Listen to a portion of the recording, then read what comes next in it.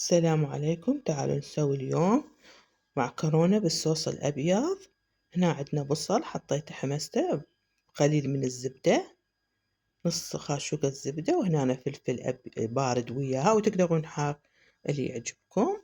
شوية نحمسن يعني هيجي، ونحط عليه الفطر همينة فطر، وشوية هيجي حمسة بسيطة همينة هيجي.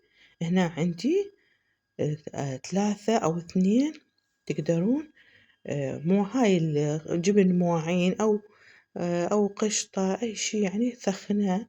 هنا عندي قلاص حليب همينة، هنا عندي فلفل أسود همينة حطيت له، وملح.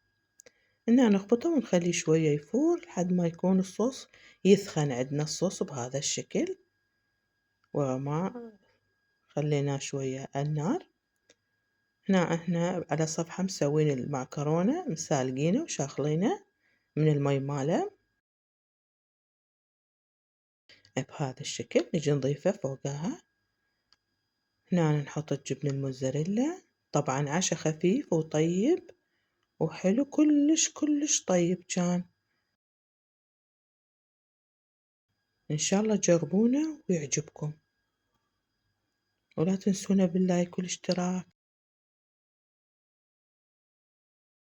بهذا الشكل أنا قاعدة أشوفكم عشاية وأصور لكم إياه كل مرة إن شاء الله. إذا يكون عندي متابعين أكثر، وأنا أشكر متابعيني، هواية أشكرهم.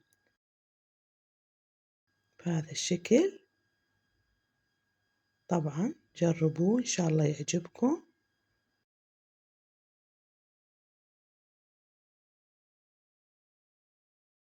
مع السلامة.